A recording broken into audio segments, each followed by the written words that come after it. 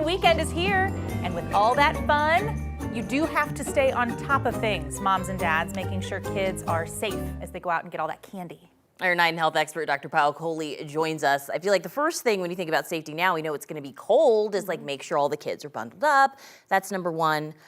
Number two, though, all the stories you hear like these days with kids and the candy and checking it, I mean, is that stuff we really need to be doing to every single piece? You know, there's so much to think about, Alex, when it comes to taking care of our kids on Halloween. So let's talk about costumes first, because you brought that up. Yeah. Loren is telling us it might be a little cold, so dressing in layers is actually really important. When you're picking out a costume, and now's the time every kid is picking out their costume, don't get anything that is a tripping hazard. So that's what the Pediatric Association says, nothing that's too long, nothing that drags on the floor. You also want to try to have them avoid wearing masks on their face, because that can really obstruct their vision. And we know that their risk of getting hit by a car on Halloween is 43% higher, according to the American Medical Association. So you just definitely want to be sure that they're not covering up their face with masks. Instead, you want to use makeup.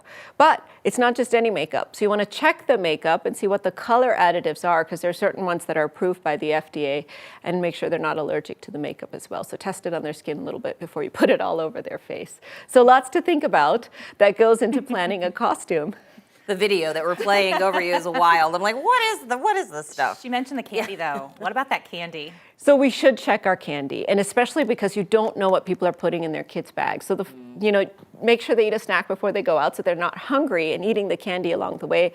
When it comes home, dump it out. If there's anything homemade, like baked goods or anything, of course you want to applaud the effort, but don't let your child eat that because you don't know what's really in it. They could be allergic to it or what have you.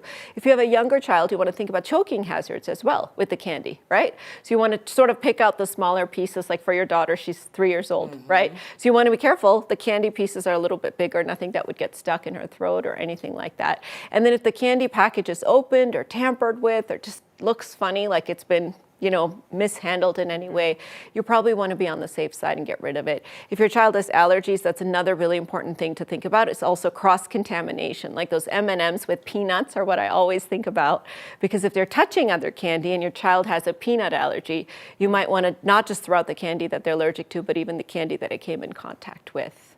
Wow. All right, good stuff to think about, because I think when it comes to candy, I'm just like limiting her to like, you only get 2 pieces tonight, and then, taking the rest to work, basically. Well, that's really important to do as well, because do you have any concept of how much candy kids consume on Halloween? Over 3 pounds on average, which is 7,000 calories, 3 cups of sugar. On the day?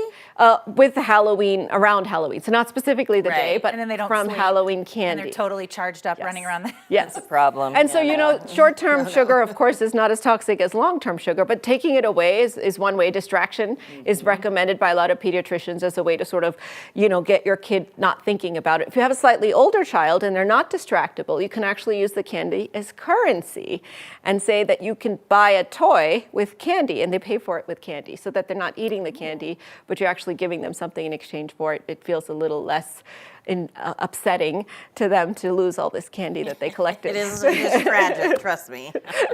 And I just am thinking, too, about just safety in general. You talked about the car threat. And, you've got a bunch of kids going up to strangers' homes. I assume, moms and dads stay with your kiddos. But if they're a little older, they might be out by themselves. Any other thoughts on safety like that? Yeah, so going in groups and telling them to be sure to stand outside the stranger's home. So a lot of times, they'll tell you, the police will tell you if the stranger says, oh, come on in, or my candy's in the back, come, I'll get it. Or, if they're giving you, say, oh, I'm going to grab some money, just wait there for a minute. Just sort of make sure you make them alert of all those potential types of threats. Make sure they have a cell phone with them if they're a slightly older child, just in case of emergency. Make sure you know where they're mapped out to go.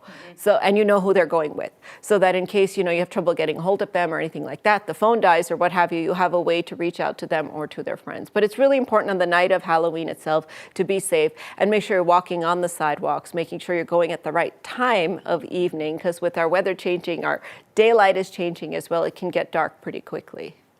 All good things to think about, because, the day of, you're like, let's just go, let's hit these houses and get the candy, but it's nuanced. Like there's so many things you really need to think about in advance. Yes, and I think not just for kids, but for adults as well. You know, of course, Halloween has now become a holiday we all celebrate, we all like to enjoy, but you want to think about all of these things, all the way from the costume to what you're eating, to how you're changing your behavior, whether it comes to sleep, whether it comes to alcohol use, any of those types of things with that Halloween parties and such.